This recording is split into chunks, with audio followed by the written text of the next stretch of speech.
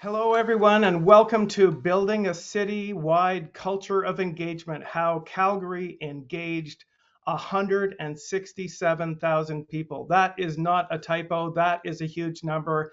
And I, for one, am so excited to present this case study and to hear from the Calgary team. And I know that many of you are. We have almost 1,000 registrants for today's webinar. Many thanks to the City of Calgary for preparing this presentation and agreeing to share this case study. It's so exciting what they have accomplished. I also want to thank the Municipal World magazine. They have co-partnered with us on this and have done a great job promoting this webinar. As well, the National Coalition for Dialogue and Deliberation and the American Planning Association are also co-sponsoring today's webinar. So thank you so much to all of our sponsors, and let us begin. My name is Dave Biggs. My role here at Social Pinpoint is Public Engagement Strategist, and I am thrilled to be co-hosting today's webinar with Martina Wolf-Battistone, who is the practice lead at Social Pinpoint, and she will be joining us in a little while. So let us begin with just going through the agenda. It is very simple. I'm going to begin with a bit of a recap of what we have learned over the past about 18 months in terms of the state of the practice for public engagement. And then I'm going to use that kind of as a pivot point to turn it over to the City of Calgary to talk about their case study, because they have through their work, really addressed many of the challenges that we heard in that State of the Practice review. And then we're going to open it up for a Q&A at the end. And at the end, we're going to get to as many of your questions as possible. So if you use the question box at any time throughout the webinar, we will get to as many of those as we can. And if we don't get to your questions, we will follow up with you individually. So ask away as we go along. So to begin, I want to just give a very high-level, fast overview of some of the most salient points that came out of our industry-wide review of the state of the practice concerning public engagement. Now, this review was targeting transportation agencies and transportation planning, but we find that many of the insights that come from this apply to agencies across the board. And so I think that many of these will be relevant to you, regardless of whether you're working in transportation or you're working in city or county planning at any level. So the first thing that I want to mention from the insights that we gathered from this review is we asked about the most significant barriers to progress. And what we learned in a nutshell is the biggest barrier by far is limited staff and resources to do public engagement properly. We also learned that to some extent there's a lack of training for skills needed to perform public engagement in an acceptable way. And interestingly, this was not because of lack of buy-in from leadership. So we've got this interesting tension going on where we have leadership that's supportive, but we don't have the resources necessary to do some of these things.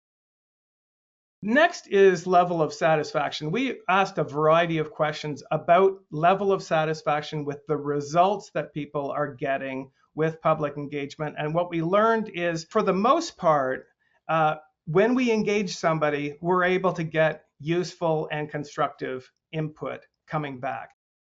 Some of the problems are that maybe we're not getting the kind of participation that we would like. So we're less happy with the amount of participation and dramatically less happy with the diversity of the participants that we're able to attract. In fact, only 31% of agencies were satisfied, even in a little bit satisfied with the diversity of participants. So that was a key finding.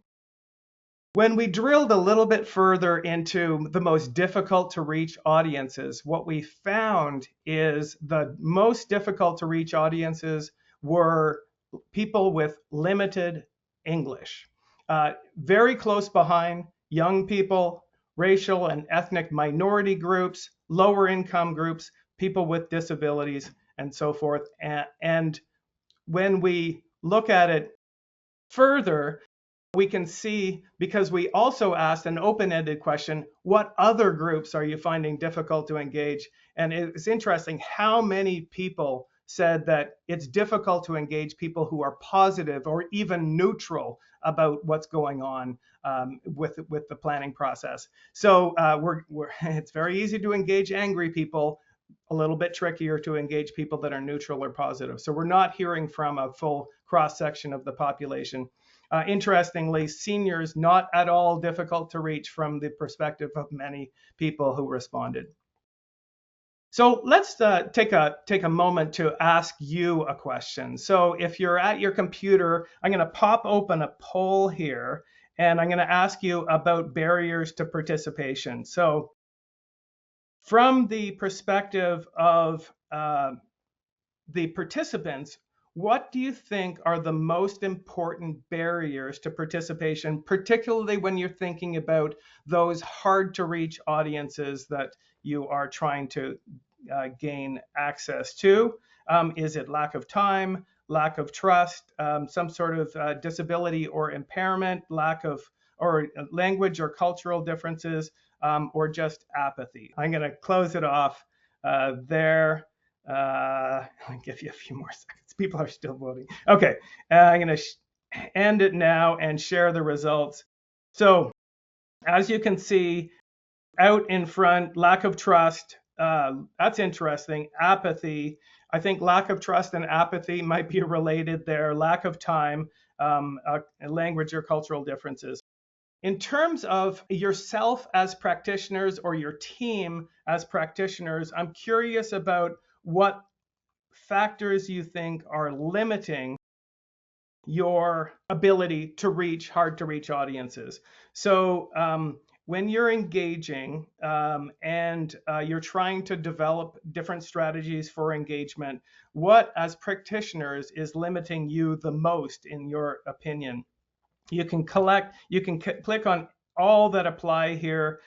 Is it lack of funding or budget? Is it lack of time or rushed timelines? Lack of staff training, agency, policy limitations such as procurement or contracting, etc.? Or is it lack of tools needed to engage these audiences? So as you can see here, lack of time out ahead, lack of time or rushed project timeline. So we've got too much constriction around the time allowed, lack of staff training, interesting, and lack of budget, lack of tools, and so forth. All right. Terrific. Okay, well, thank you for that. We're always interested in collecting data from a community, particularly when we have so many people on the line. We'd like to take advantage of that and get your assessment, and particularly see how these things are changing over time.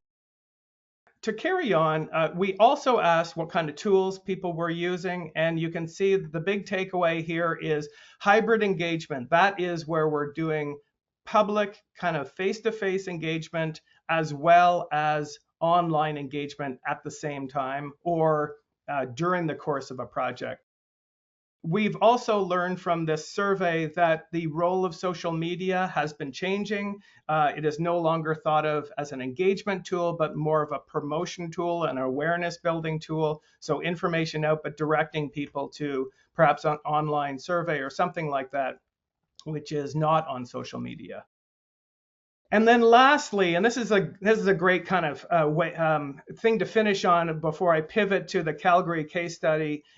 We asked about engagement challenges, just an open-ended question. What are the most important engagement challenges? And similar to the challenges, the survey that we just ran with you, the poll, people are saying that the public apathy is one of the biggest challenges. It's harder and harder to gain any interest on some of the projects that we're trying to get input on.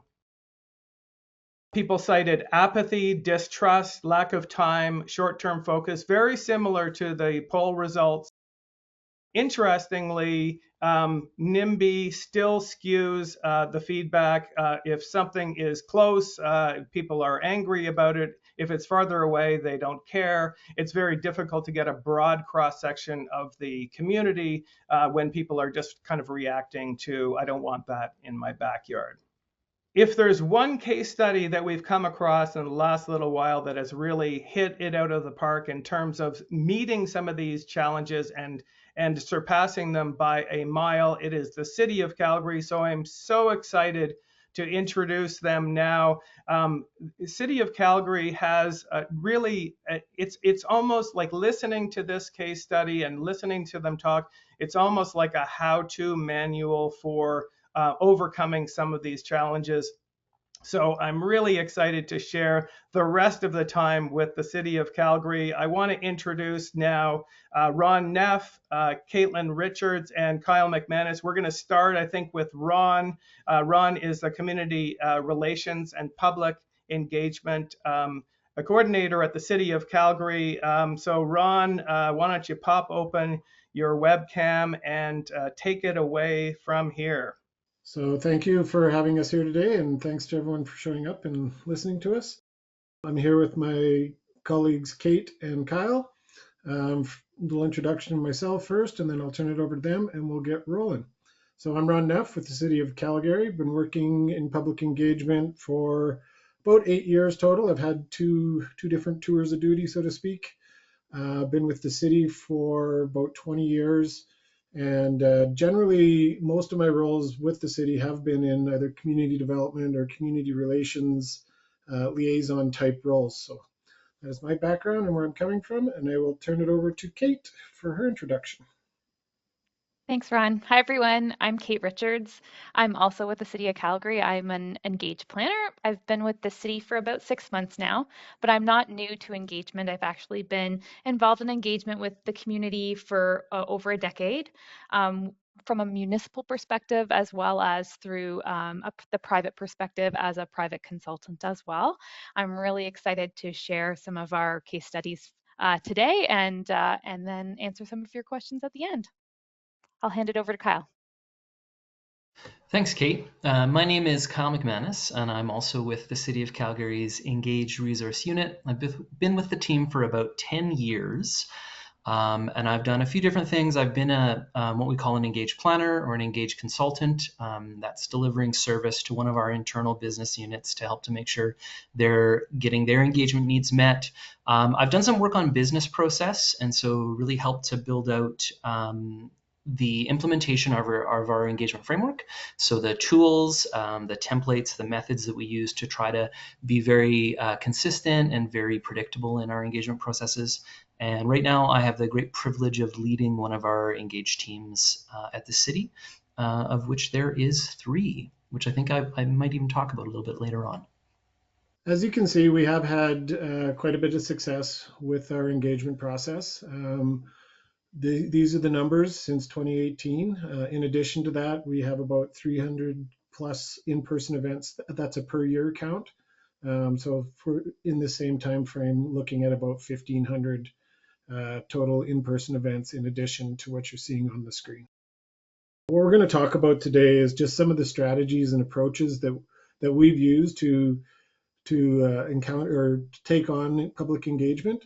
And many of them actually tie very nicely to the presentation and some of the questions and results that came up from Dave's survey there at the start. So you'll just see how we've kind of been working with it and continue to work with it, because again, it is an ongoing learning process for everybody. So first off, we created an engagement policy and committing dedicated staff and resources. It was really handy for us back when we were first coming into existence to have some support from politically and administration to look at doing this. And to talk about it, I will turn it over to Kyle. Awesome. Thanks, Ron. So when we looked at those numbers, when we looked at sort of what our current reach for engagement at the City of Calgary is, that's a story that really begins not in 2018. It goes back to 2001. And really, when we think about engagement, as long as people in organizations have been making decisions, making good decisions, they've probably been engaging with their communities. What we found, though, around in 2001 is administration and council said, you know what, some of the engagement we do is great, some of it is not so great. Let's have an initiative. Let's take a look at this and see if we need to formalize this in some way. And that culminated with our Engage policy in 2003. I haven't done a really broad jurisdictional scan throughout Canada, but I suspect that was probably one of the earliest Engage policies. And as we see over time, that policy hasn't shifted a ton. It's pretty simple, it's pretty basic, but in that we think there's strength in that it helps us to be really clear about the fact that we have an intention of involving Calgarians when we make decisions. The policy was great, and it allowed us to be a little more consistent in our work and our approach, set an expectation for engagement, and the practice of engagement at the City of Calgary grew. And it grew until about 2011 when council said, you know what, we've had this formal policy for 8 years already. Can we have a review of it? Can we see how we're doing with it? And so there was some engagement about engagement, which is always the most interesting thing. Not talking about the nuts and bolts of people's everyday lives, but talking about how they want to be involved. We called that continuing the conversation. And that culminated in a policy update in 2013, 10 years after the initial Engage policy. And really, it was a refinement of what we started with. Key things in that 2013 policy update was emphasizing that engagement is conversation about decisions. So it's not just about talking for the sake of talking, but it's really about making sure that we can do something with what we've heard. The policy was that first step, but the things that have also allowed us to have our continued growth is our framework. And so the Engage framework, if the policy is a commitment that says we are going to engage, our framework is the document that says how are we going to do it and how are we going to be consistent around that. And that has allowed our team, which started out with 3 or 4 people dedicated to engagement, to grow starting in about 2015 to be able to be a real in-house consultancy to serve the vast majority of city projects, and for there to be a really great sense of consistency and predictability in how that engagement will roll out. All of the policy, our Engage policy, our Engage framework documents are available online at engage.calgary.ca in our About section. And as you have a look through those documents, you'll see what are some of the key and crucial and important pieces of information to know. And the most important one, the thing that we center in this document, is that we engage because we know we are going to make better decisions when we involve the people who will either be impacted by what it is that we're doing or be interested in what it is that we're doing. This was something I think in the early days of engagement that was a little bit of a hard sell. I get the sense, again, within that state of the industry that Dave was talking about, people understand that and they know that now. But our policy background and our framework documentation really allows us to center that when we're having conversations with our internal clients, as also when we're having conversations with Calgarians. Other things that we do is that we build some guiding principles into our work. And so transparency, inclusivity, responsiveness, and accountability are all things that we try to trace back through that framework into the specific actions that we take in order to be able to conduct engagement. We are clear within our policy and framework documentation around why we engage. We want to make sure that folks understand that it really is a priority that we involve Calgarians in the programs and services that we develop. As I had mentioned, one of the really crucial things in 2013 when we did that policy review was emphasizing that engagement is not just about conversations for the sake of conversations. It's conversations that are going to result in decision making. They're going to result in something. We can give a bit of a so what. Instead of emphasizing what we heard, we can actually really start to talk about what we did. What were the decisions that we made based on the feedback that we heard? Our Engage framework, again, was intended to be consistent. It was intended to be predictable. But then within that high-level framework, that gives us the opportunity to be innovative and to be really responsive to community at a case-by-case, project-by-project, need-by-need level, because we're not having to build the system from scratch. Our Engage framework involves things such as our spectrum of engagement strategies and promises. If you are trained in the IEP2 fundamentals, this will be sort of no surprise to you. You'll be really familiar with this. Our framework and policy talks about having 5 steps within our strategies and promises. And we've actually taken that inform, kind of communicate step. We've removed that from those initial 5 steps and said that has to happen all the time, but that in and of itself is not engagement. And so we have a listen and learn, a consult, a collaborate, and an empower level, very similar to I think what other governmental and non-governmental organizations use. And we have a strategy that describes what that means, and then a commitment or a promise, which is a real plain language explanation of, if we are going to consult with you, this is our commitment, or if we are going to collaborate with you, that's what this means. That's what this is going to look like. One of the other key parts of our Engage framework, something that really roots and centers that predictability, is what we call our 6-step engagement process. This is interesting because it is really written out as a linear process. It starts with, the consulting practice that I'm sure a lot of you folks are used to, figuring out what do you need? Do you need engagement? Do you need research? Do you need both? Do you just need communications? Then developing a plan, really developing a strategy. Who are you going to talk to? Why are you going to talk to them? How are you going to use the information they give you? And how do you know that's the right way to do it? And then doing all the legwork, building the communication collateral, doing the communication, raising awareness around it, conducting that engagement, and then reporting back. In practice, it is rarely linear. You could iterate from connect to tell the story. But having a document like this really gives us the ability to talk about things in plain language, talk about things in a predictable way. Again, have a starting point so that individual project managers, decision makers, even community members don't feel like we're having to start from scratch all the time. I like to say that the predictability helps us to be creative and helps us to be innovative where it counts, because we always know we can go back to the framework and go back to things like our process. As I had mentioned before, sort of the growth of the team has really facilitated that growth in engagement reach and engagement breadth. Right now we have 3 dedicated public engagement teams who work on projects across the breadth of the corporation. We have what we refer to as both planners and analysts. Planners are really those start to finish consultants. Analysts may carve off pieces of work.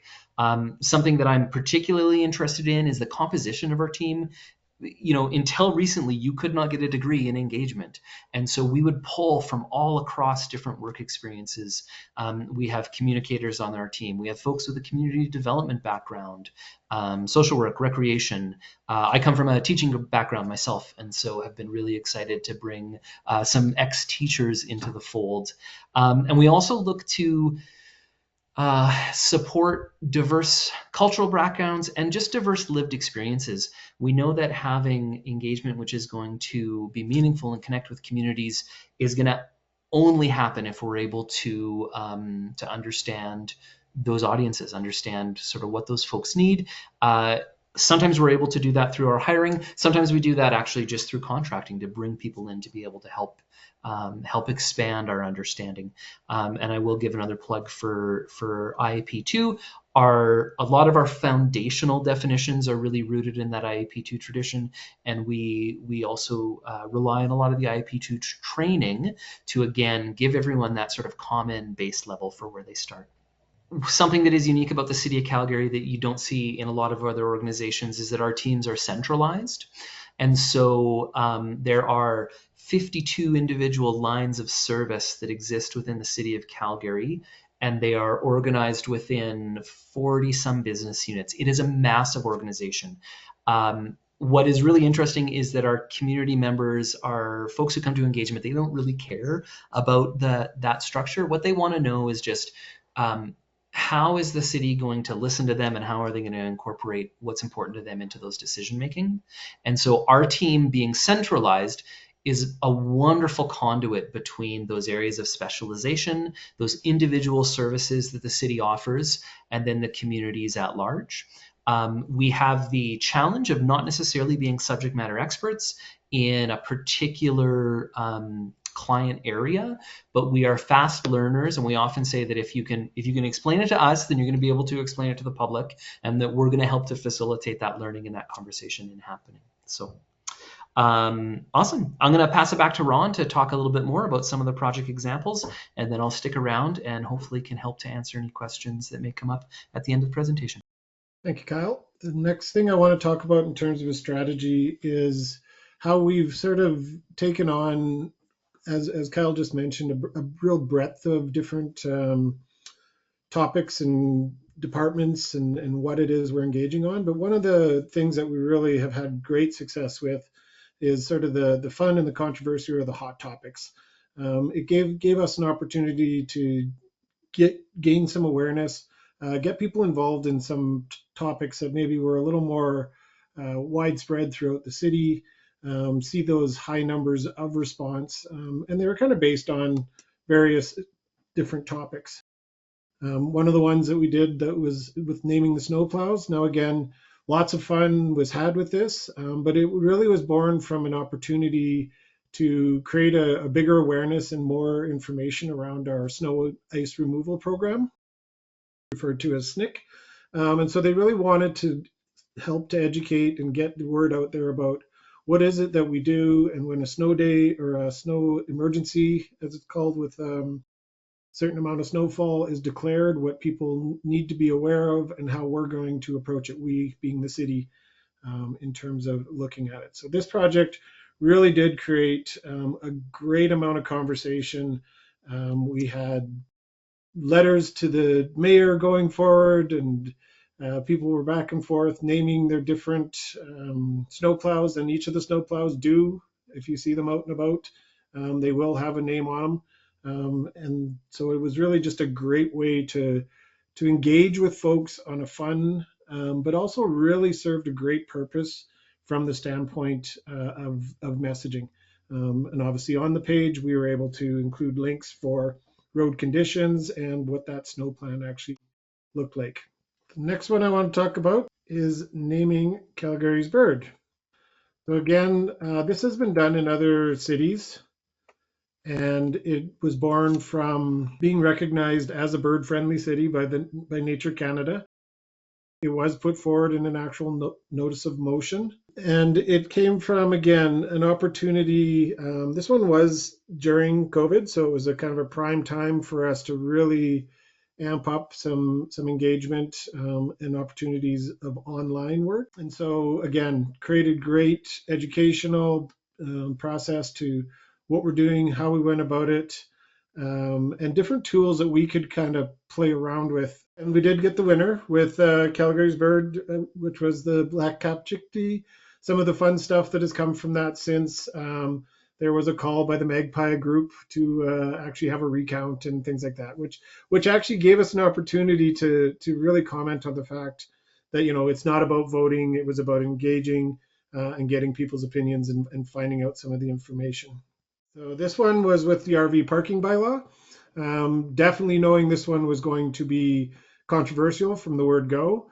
It was a great way to go into a topic that, again, knowing sort of that there was going to be a pretty obvious split. If you had an RV, you're probably going to be in favor of wanting to park it in your driveway, whereas if you didn't and you lived next to somebody who had one, you're probably not going to be quite as much in favor. So one of the things it did help to obviously exemplify some of those differences, but some of the really interesting pieces that came out of the results were with regards to sort of some of the more detail issues that maybe were arising with folks. Was it about street parking? Was it only with driveway parking versus side of house parking if there was space there? So they were able to really, without knowing it initially or planning for it, they were able to find out some of the deeper dive in terms of information and establishment, and they've been tweaking and working with bylaw changes along the way in terms of, is there a subtle difference between a tent trailer, a side lot versus a front driveway versus on the street, and then what are some of the other concerns? Interestingly, again, done during COVID. So one of the things was about people not being able to live in them when the questions were being asked, but in some cases, if people were trying to isolate, they were living in their RVs in their own driveways. So just some kind of interesting avenue again for going through the process. The next thing we wanted to talk about is in terms of making diversity, equity, and inclusion part of what we do on an ongoing basis. So again, referring back to some of the concerns and comments that we saw with Dave's presentation, those things are problems or difficulties for everybody in terms of how do we reach out and how do we work with a broader based group. So with this one, the Forest Lawn Master Plan, it was with the rec center being proposed within an area of the city, quite a highly diverse area, both in terms of ethnicity and economic backgrounds.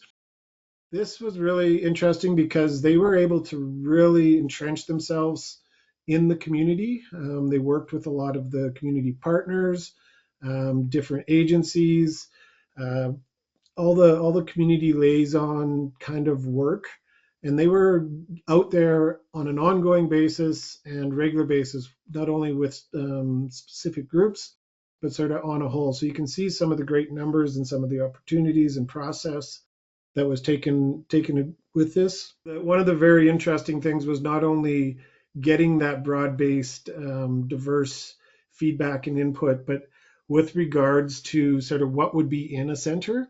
And one of the couple of the more interesting things was a lot of talk around a community kitchen. And not only that folks wanted it, but how could you make a community kitchen that would serve varying communities, be they ethnic or whatever, but also how do you maintain that design to be inclusive to everybody? So a really good cross understanding of people within the community, knowing that there was a diversity of different groups and how to make this center something for everybody. The other one that came up that was really interesting is talking about like a job or a volunteer office.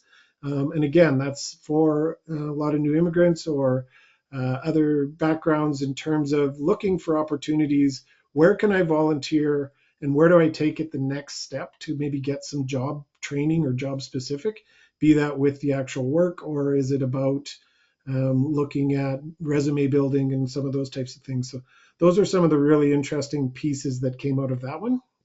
So again, just looking at some of the results and information that came from it, that piece of that tool that we use there is called a sounding board. They really personalized it for this particular project. Again, really wanting and doing a great job of working with multiple groups and really embedding themselves in the community. The next one is Cornerstone.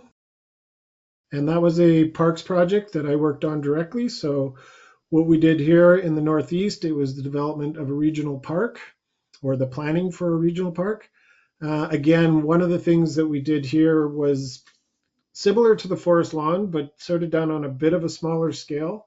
My colleague and myself, which generally most of these projects will have about two full-time staff working on it, and then some of the supports in other areas, as Kyle mentioned, and you'll hear about later.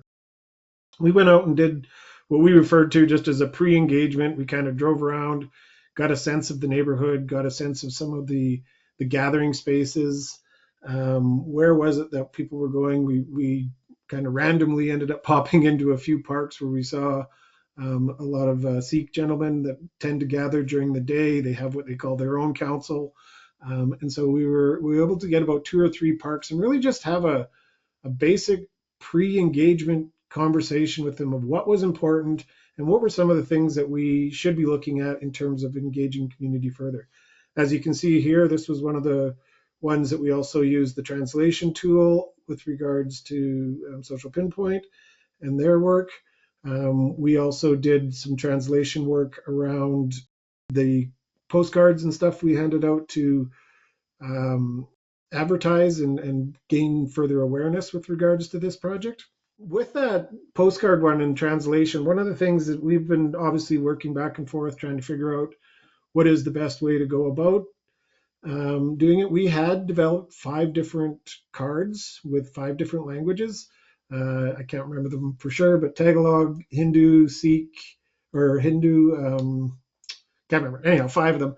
But one of the things that we found is that it became interesting for us being out and knowing exactly who am I handing a card to, and am I making a too big of a judgment. It was nice to have um, the cards translated, but it was more about the connection and the efforts that people really appreciated. But I would say probably 80, 85, or even higher than that percent of the folks that we handed it to flipped the card over and read it in English and said this was fine, but often got a great thank you for making the effort. So my comment with that would be you don't necessarily have to translate all the materials, and especially now with the website being able to do a lot of that stuff, but your advertising stuff, it's just the small efforts to be there and work within a community and recognize that there is a diversity. So we worked with a lot of local radio stations. Red FM is one of the ones.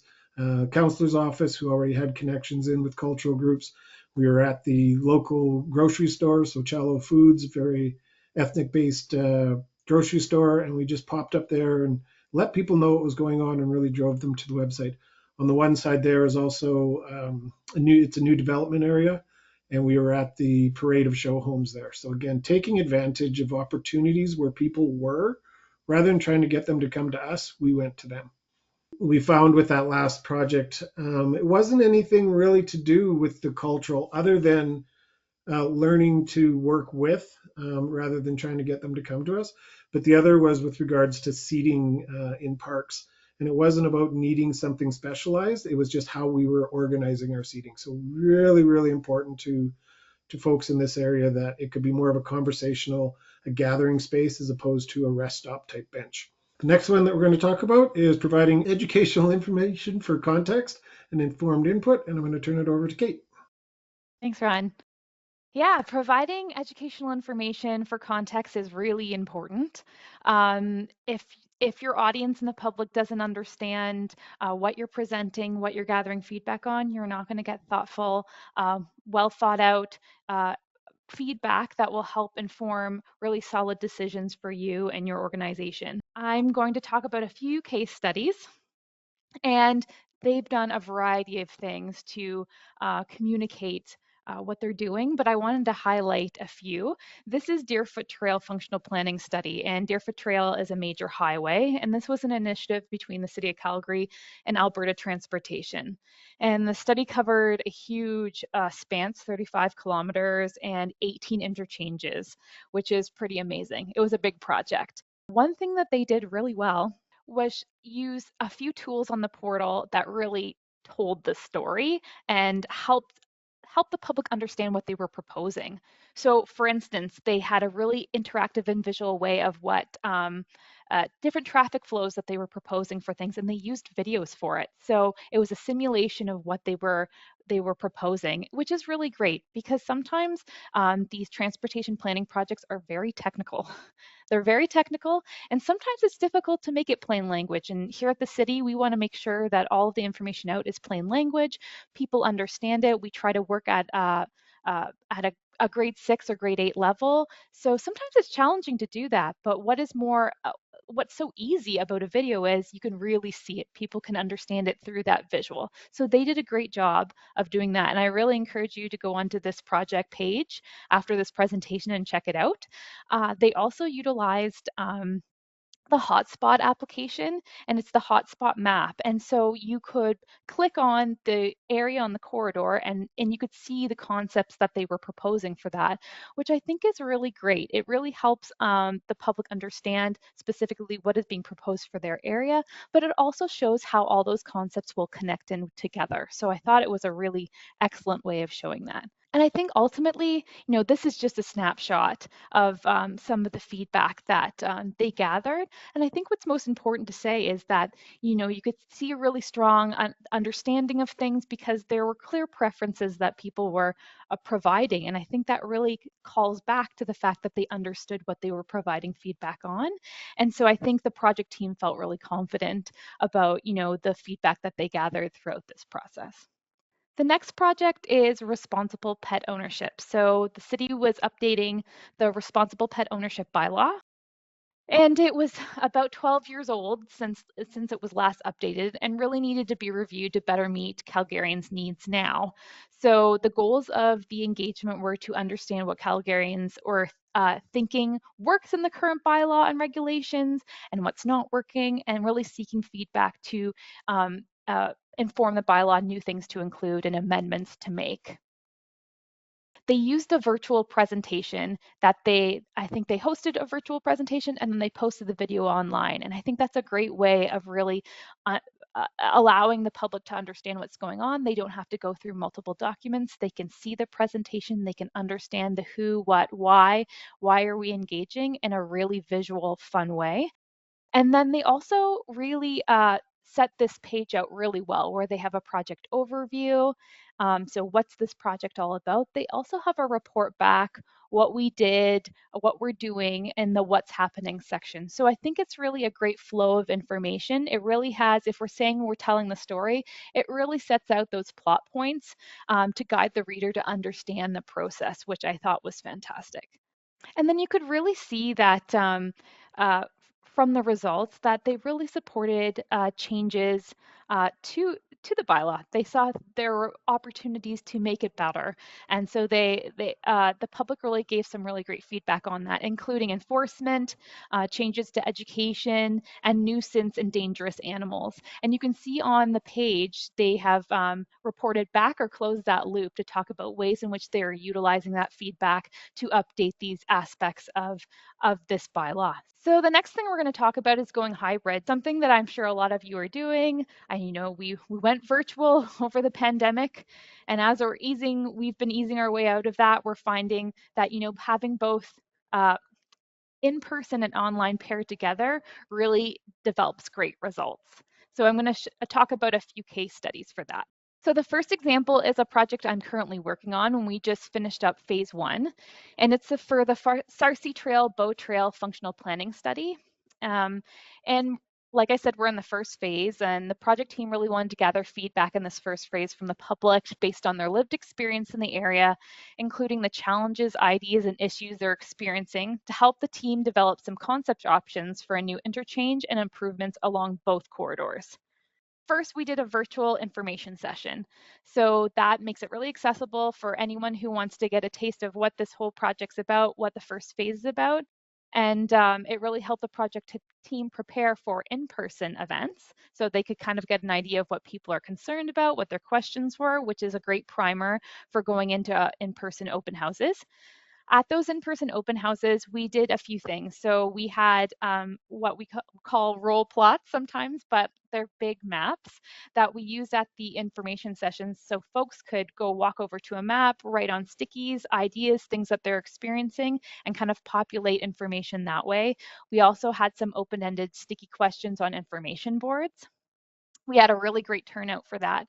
But at the same time, we understood it's a really big corridor or study area. Not everyone could attend our 2 open houses. So we made sure that our portal mirrored what we were doing in our in-person open houses online.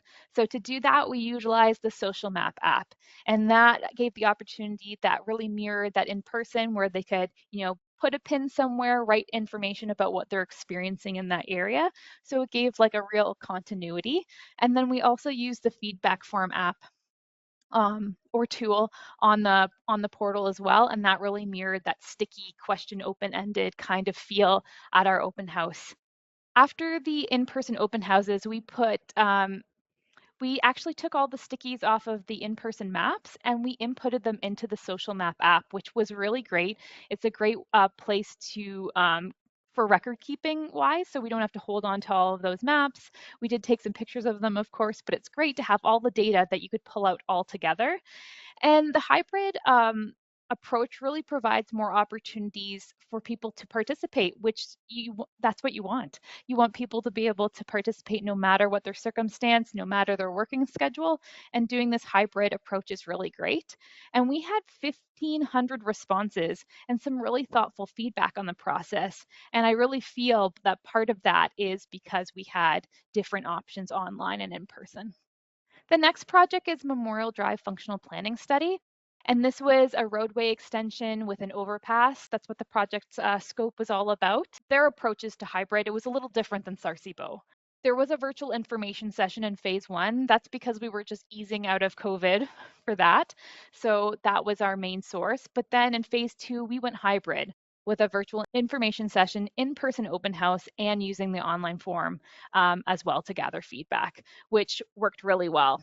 The results were that like pairing the in-person and virtual together really made participation accessible. And we received some really great feedback initially in phase one about concerns about the project impacts community, in phase two on the concept options, and then in the final phase on the preferred plan. And each phase, we utilized a hybrid approach, and it worked really well. And then finally, still talking about hybrid, the Aurora ASP project area structure plan. That's what I'm currently working on that. We've currently just finished up phase one. And the project really was about revisiting an old area structure plan that was never utilized and updating it so it meets Calgary's needs now, so the land can be developed. And what we utilized for tactics in this hybrid sense is that we had one in-person open house, and we put out about 25,000 postcards, physical postcards to everyone, advertising in person and then online opportunities. So that's a lot of people. Not all of them are going to be interested, but a lot of them might be, and they can't all attend the in-person open house just with scheduling. We know that. So then we made sure that our online tactics mirrored what we did at the open house. So we utilized a really great image and hotspot. It looks like a little open house, and we used hotspot so folks could look at all of the materials that we posted or we had at our in-person open house online. So then you feel like you're getting the same experience, and it's really fun with that image, and it really makes it more accessible. So if you couldn't attend the in-person open house, you haven't missed out on everything. You can participate in a very similar way. And I felt like that really developed a lot of trust.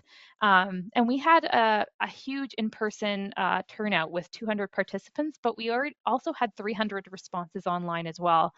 And once again, I think this hybrid approach really allowed for increased participation. Thank you very much, Kate. Really appreciated that information and background. Next one is how we collaborate with our communications. And as Kyle mentioned earlier, we look at that informing and communicating as an essential part to all of the work that we do. And again, we have opportunity within our city, the size of it, that there are quite a range and quite a large number of communicators. But again, we initiated this process and work when we were a smaller team as well. So there was, again, a growth, but these are some of the things that we've done internally. So again, obviously communication campaigns involve all of these types of things. And I've mentioned a few of them, as has Kate in some of her project examples.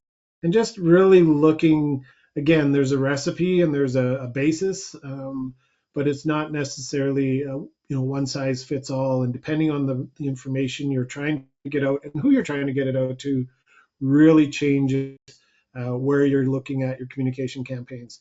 And a lot of times it is built around creating that awareness, and we'll get media either by planned process or sometimes not so planned process, but in general, any awareness generally helps with our process.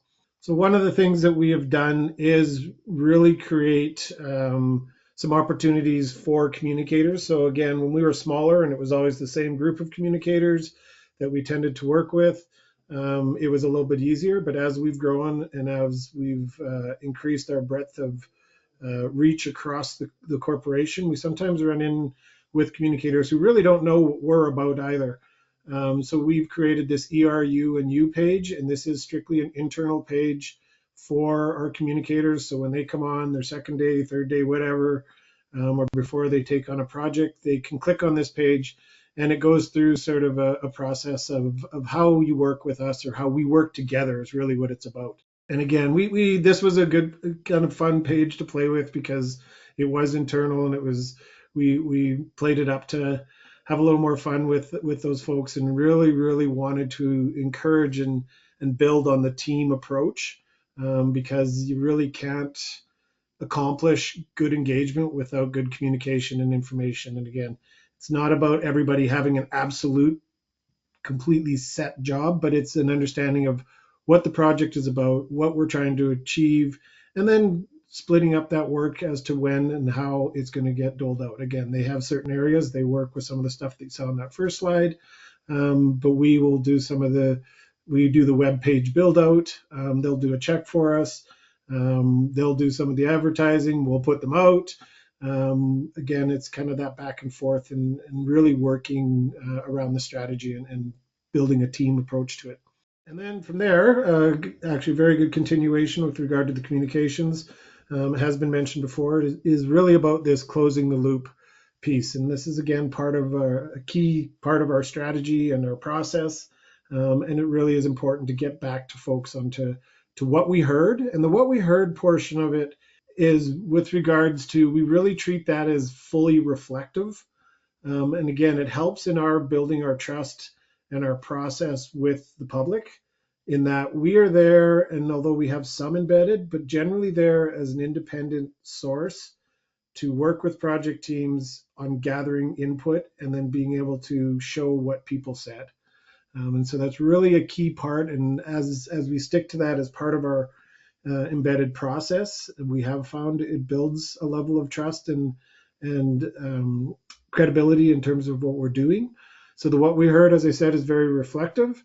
The next part that we are progressing into and working with is what we did reports. And those are, again, continuing on with the project team. So rather than just ending at the end of input and here you go, we heard you, there's the report, you're probably never going to see us again. We're now trying to stay relevant and in their information wheelhouse for a longer period of time. And so what we would do is project teams now say, here's what we heard, here's what we did with that information. And one of the things we're really clear about is it's not always about doing everything everybody asked for, but at least being able to reflect why or why not some of that information was utilized.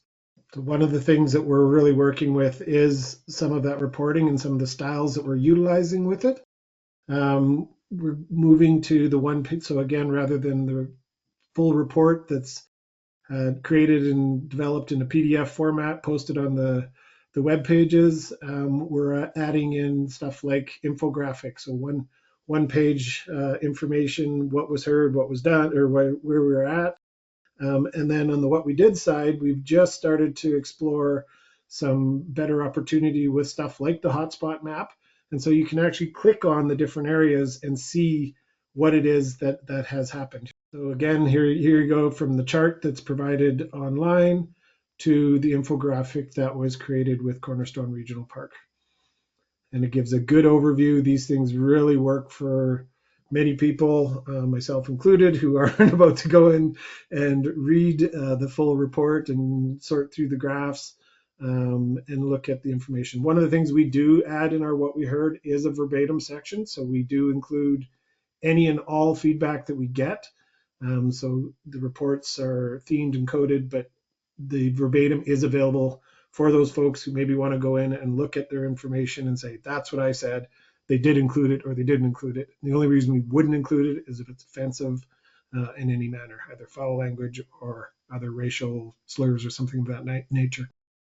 This is one from Kate's project. I don't know if you want to chime in real quick, Kate, or if you're okay, just me covering it off. But again, just a really good example of taking a project and the information and turning it into a one-page summary around how we reported back. Key part of what we've discovered with the whole process, and so this really fits across the board with all of the previous strategies in terms of sharing that information, giving proper information, communicating, and even in terms of hybrid, so letting people know that there is a bigger process involved in the decision. And although the public input is extremely important, it's not the only decision that goes in, or only input that goes into a decision. And so we've been developing quite a few different decision process graphs and charts, again, to help illustrate to folks where it is. And some of these can be across different more broad-based, and some are very specific to the project that they're working with. So why engage?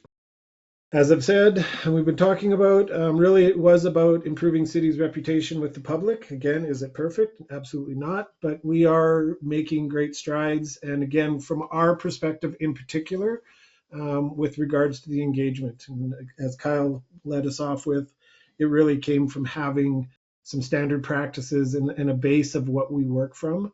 There's lots of variance in how and when and what we do for each engagement, but it really is about looking at it as a whole and staying true to the promise of we're coming out to listen, we're gathering input from you, we're going to feed that back with our project teams, and we're going to push them as best we can to reflect how that input moves forward in terms of the final decisions and the outcomes.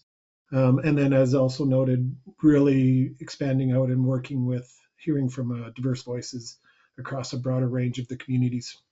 And I think we've already touched on some of these, and some of them were talked about when Dave did his poll at the start.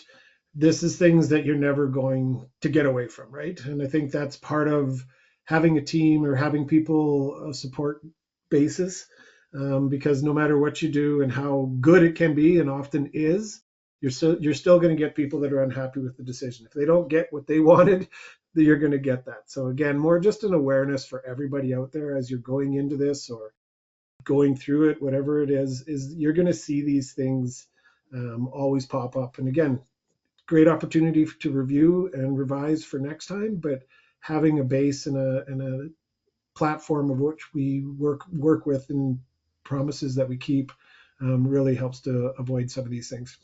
Why didn't we do more? Again, that one often comes from the political side.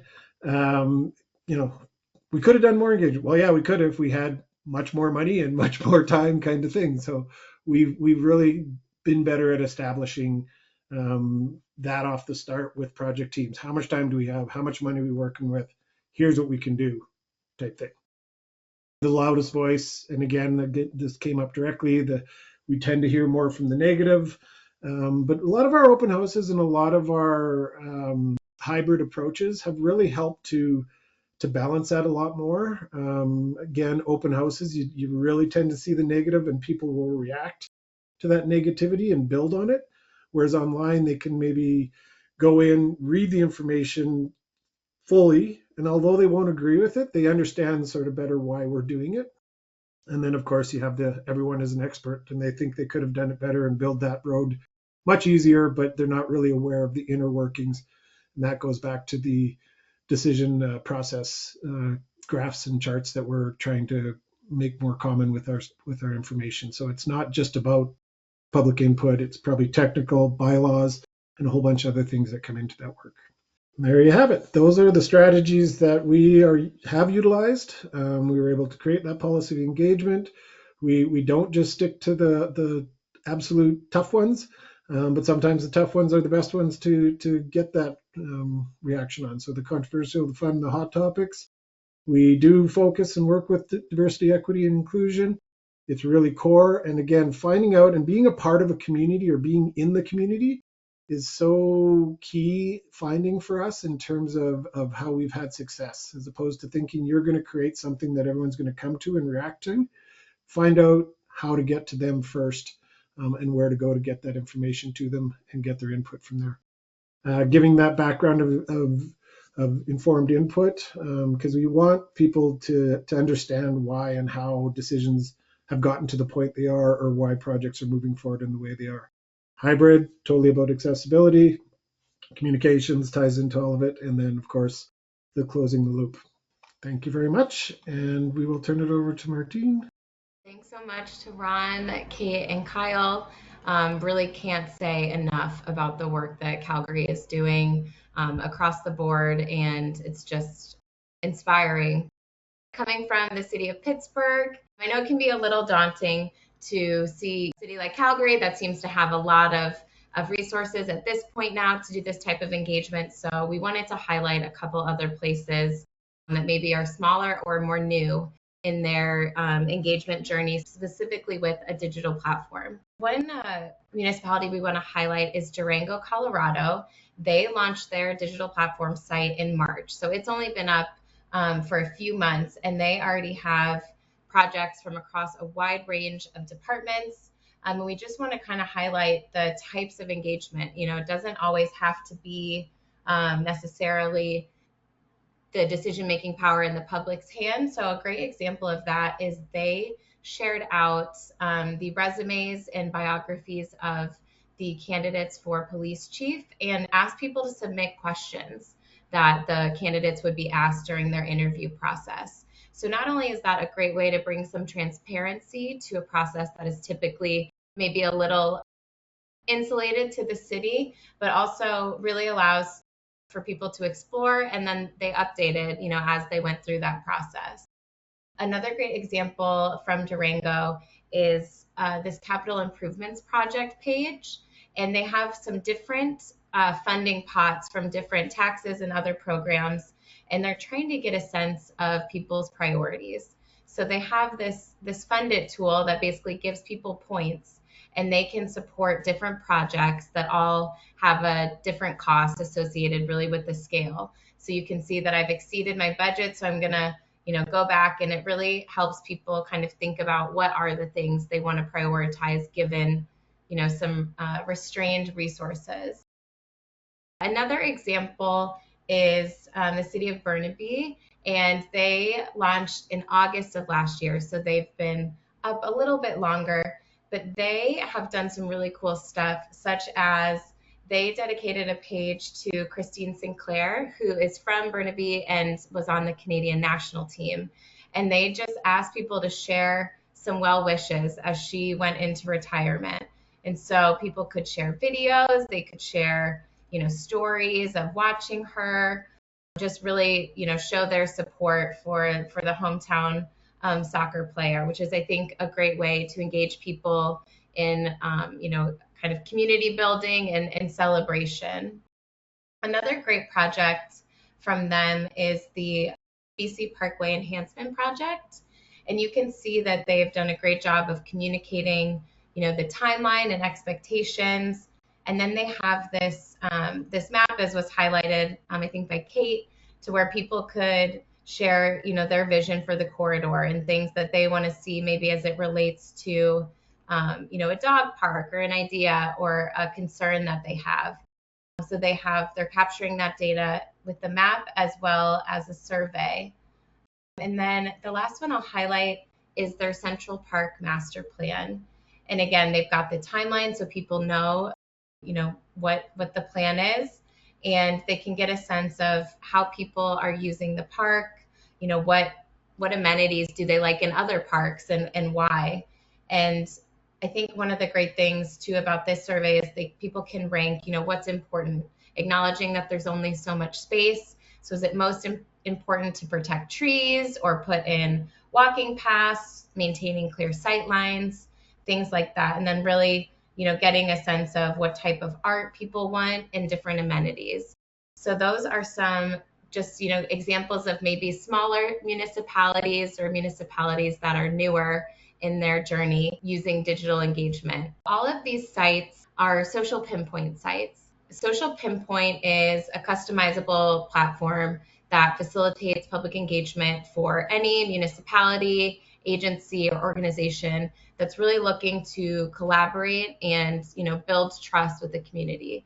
There are over 40 tools for both sharing out content and gathering feedback in a way that's really accessible and digestible for people to share their opinions and be really consistent with communicating with the public. We're seeing a ton of customers leverage this digital engagement platform in combination with in-person and hybrid engagement opportunities to really increase transparency and build trust with the public or the stakeholders involved in any decision-making process. Another tool that is in the suite is Consultation Manager, which is a really robust stakeholder management platform that streamlines the process of tracking and managing interactions and feedback. It's a centralized database that stores really detailed records of interactions, issues. It can help assess sentiment or really gauge effectiveness of engagement campaigns or activities. So Consultation Manager just really helps organizations manage their relationships and ultimately ensure compliance in making some data-informed decisions for their projects.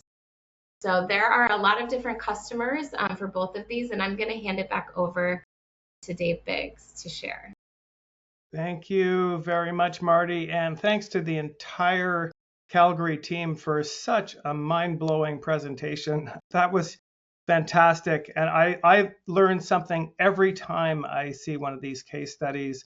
Really fantastic job, and Marty, great examples, really inspiring what clients around the country are doing to increase engagement online. It's really, there's been so much change since the pandemic that it's really useful to kind of recheck with each other on what's working, what's not. One of the great privileges that we have at Social Pinpoint is we have our ear to the ground literally across the continent with teams doing, I mean, some of these teams are doing 100 projects a year, and we can look at the entire spectrum and see what's really hitting it out of the park, and then interview the teams and figure out what they're doing and look for patterns. And so it's a real honor to be able to have this perspective and to share some of the best practices with you all. So hopefully you appreciate this, but we're always trying to raise the entire industry up with trying to share what's working regardless of what platform you're using. And speaking of what platform you're using, I wanted to ask two quick polls before we open it up for Q&A. So the first poll that I wanted to launch is, and this is something that I'm really curious, because we haven't asked this for a while, and I'm really curious how many teams out there, or how many people, since we have so many people on the line, how many of you are currently using some sort of online engagement platform to facilitate your engagement process? So lots and lots of people coming in. This is so interesting because things have been changing very, very quickly in the last several years on this score. So it'll be interesting to kind of take stock and see how things have changed since the pandemic.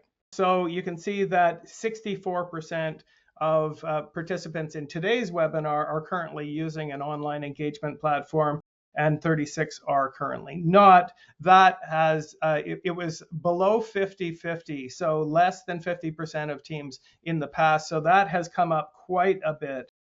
So I'm going to close that poll and launch the last poll. So in our efforts to try to serve the people that attend our webinars in the best way possible, and we know that out there you are always trying to improve your skills and improve your tool set. As Social Pinpoint representatives, what can we do to help you on your journey? There's a variety of things that we could offer. If you're curious, we've just shown a few examples here using the Social Pinpoint platform, but we really haven't provided any kind of demonstration. So if you're curious to have a look under the hood and to see a little bit more demonstration, hands-on with Social Pinpoint, we're happy to do that. Would you just like to know if you can afford it, what a subscription costs? If you are currently perhaps using an online engagement platform, and you're interested in comparing and contrast the pros and cons of what you're doing now with Social Pinpoint, we're happy to do that. And we're also interested in if you have some case studies or some examples that you would like to see, we can send you some links of what we think are the best examples of different project types, where you can kind of get a bit of a cheat sheet in terms of how other teams are asking questions or engaging the audience online. So let us know if any of these resonate with you. We're happy to provide you with whatever information that we can to help you on your journey, because I know that it seems confusing out there. There's a lot of different options, and we just want to give you whatever service you need in order to make the choices that match your own style and your own team's ability as best as possible. So thank you for that. We've got lots of input from across the board, but I won't take any more time on that because I wanted to get to your questions, which I know are there's there's so many questions that have come in. So I can already tell you that we're not going to get to all of them, but we will get to as many of them as we can right now. I've got a question just to kick things off, and then I'm going to put my head down and look at what questions have come in. But my question, I think perhaps a lot of people on the line might have a similar question. How was it that Calgary was able to get such interesting set of tools and resources and skills together? Did you have a particularly supportive leadership?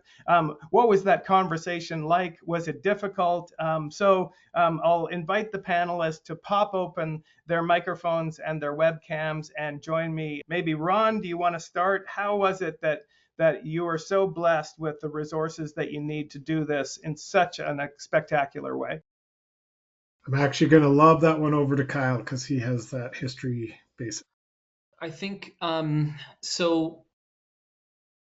It's expectation from communities, it's expectations from Calgarians, and I think we were very lucky early on. I said that the policy work started in 2001, but I have no doubt that engagement happened within the organization well before that. And I think there were some champions. There was folks who understood not just the project value, not just the communication value, not just the moral sort of imperative to involve people in decision making, but they understood all of those things, and they communicated that internally to the decision makers and the even the political level, and they communicated that externally to communities, and that helped to make it helped to create an expectation. And when there was an expectation, then our executive leadership, whether that's our council leadership or even our executive administrative leadership, would say, how do we meet that? How do we meet that need? And the path that we've taken is through a dedicated, centralized provision of service. There's other organizations, I think, that do it differently, but the folks, I think the one commonality in those organizations that do a lot of engagement is that they have really effectively communicated what they've done and what that value has been, and that set an expectation, hopefully a good expectation. Because it's not always a good news story. Sometimes it's a challenging story. We like to say that if we only ever had good, positive, exciting things to engage on, we'd be out of work, right? The value of engagement is in solving problems. And so being really upfront and talking about the problems, talking about the compromises, talking about the downsides, but then also talking about how we've been able to advance things, I think has helped to set an expectation that then that our administration, either at a council level or at an organizational level, has said, okay, this is what communities want, and so let's make sure that they're able to get it. I'm sure council has experience and administration has experience when things go poorly, and there is a financial risk to that, and there's a reputational risk that comes along with it. So probably through learning of maybe some projects that didn't go that great. And so based on that, that's also very encouraging to, let's save money, let's have, be transparent and make sure that we're supporting our community. So just wanted to throw those things in as well. Terrific. When I was listening to your presentation, I was thinking radical transparency, like, talking about what we heard, what we did about it, all that kind of thing, just really laying it on the line. I mean, I want to address the Americans online right now. And I think there's this kind of like feeling like Canadians are so polite and everything's easier up here because we're so nice to each other. And I can tell you that from personal experience, and particularly in Calgary, that is absolutely not the case. They fight the same battles that you do in the US. It doesn't always go well, and they had to earn this trust. And they have to earn it every project. And so I think, job well done. And Americans, it's not easy up here in Canada. It's difficult, and they have the same kind of controversial and NIMBYism and all that kind of stuff to deal with. So really well done. So let's get into some of these questions. There's just a ton of engagement happening here online. So I'm just going to get to a few of these.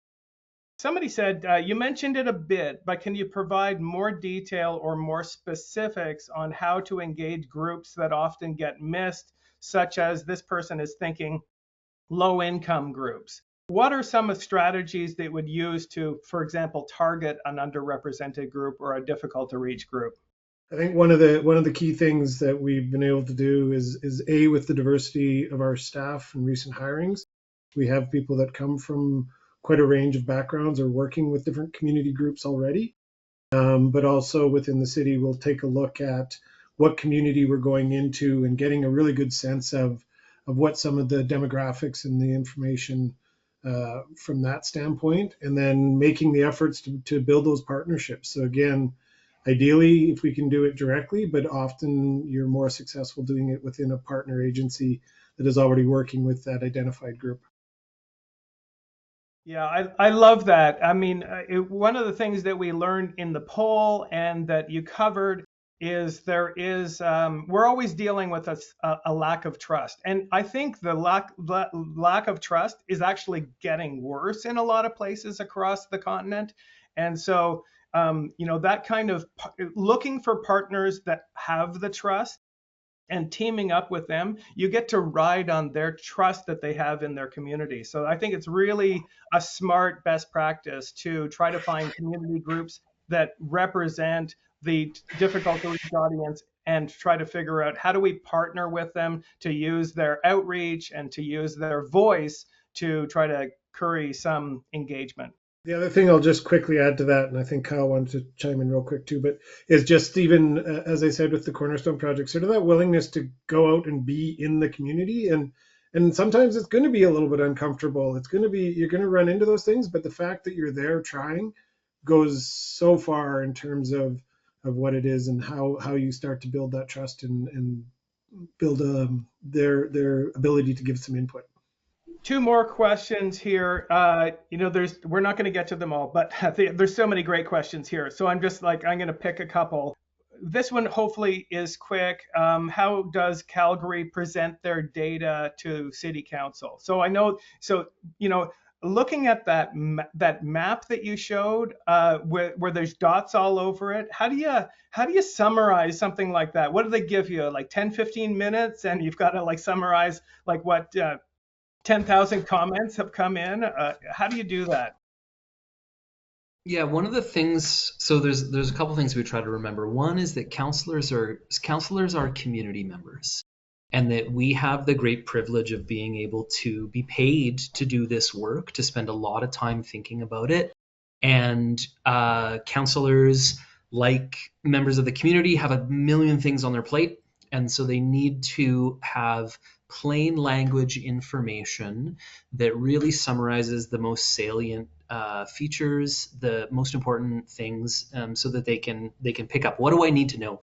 I think there was some great examples in the presentation that they showed of shifting from formal reports. We will always do formal reports, so we have that documentation, but really using things like infographics, using things like one pagers to really be able to meet our audience where they are, whether they are a counselor, whether they are a member of the community.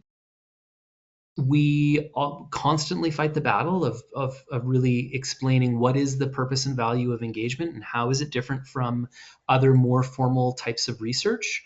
And we will often, one of the best ways to communicate that is to have a paired approach where we may have someone who is bringing forward statistically significant information that's been gleaned through formal research activities, and then we are able to bring forward engagement content and ideas and themes and concepts, and try to move the conversation from engagement away from here's what the majority of people want, but to say here's why. This is the thing that anyone can conduct a poll, and if you want to govern through poll, you can run a poll for everything.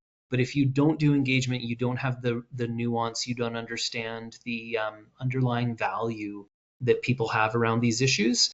And so that is one of the things that we try to center. And so it's like, sometimes we don't put numbers in a report. We put perhaps bar graphs that show patterns of preference, but it's less about this X number of people want this, and it's more about, hey, there's like 2 positions here that people are coming from, or you know what, there's nothing that's bubbling to the top. This is generally something that is uncontroversial.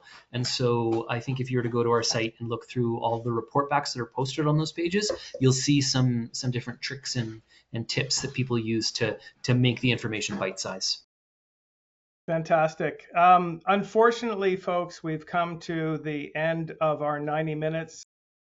As soon as you close out of GoToWebinar, there's going to be a survey. We would love your feedback on today's webinar with just a couple of questions, but we read every single one. So please let us know how we did and what additional ideas that you have for us. I want to really thank Municipal World and American Planning Association and the National Coalition for Dialogue and Deliberation for helping to promote this session.